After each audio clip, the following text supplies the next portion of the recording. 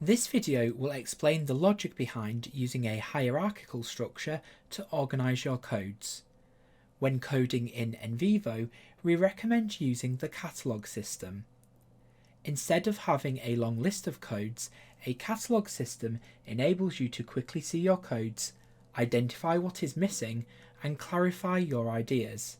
It is easy to organise ideas and to add new ones, as well as avoiding the duplication of your codes. Your approach to coding will be guided by your research methodology, but these best practices can help you make the most of NVivo. When organising your codes using a catalogue system, keep like codes together. Never duplicate a code. A code should be catalogued in one place.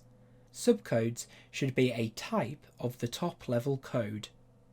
Avoid creating codes for very specific combinations of ideas. Instead, capture specific ideas by coding to combinations of codes. It's a good idea to have a separate folder for new codes in some projects, particularly if you are following the guidelines from a recognised data analysis method. Many traditional qualitative methodologies encourage cycles of coding, from descriptive to interpretive to more abstract coding of themes and concepts. Organising cycles of coding into folders can help keep track of how your coding has evolved. This incorrect example is based on the sample project. In this coding structure, if I had a piece of text that represented a negative attitude about the decline of the fishing industry, I would code it in one place. However, this breaks the rules of a catalogue system.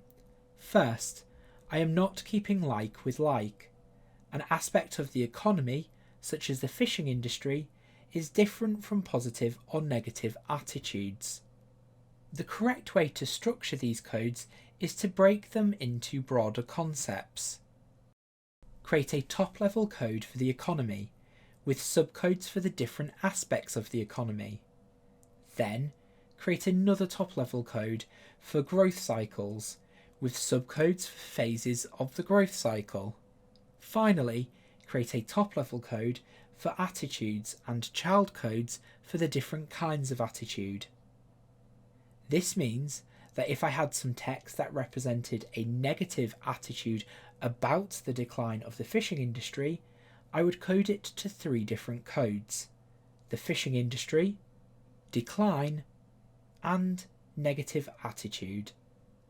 The catalogue approach gives me greater flexibility and efficiency to work with my data, and makes it easier to see everything about an idea in one place.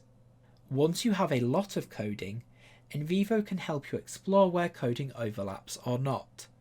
For example, the matrix coding query can help me explore how attitudes intersect with economic factors.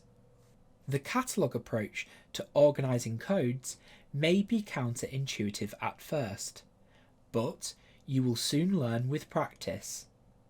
You may find that you want to change the structure of your catalogue as you do more coding and create new codes. This is normal, and it's easy to move codes around and rename or merge them. The Managing Codes video will demonstrate how.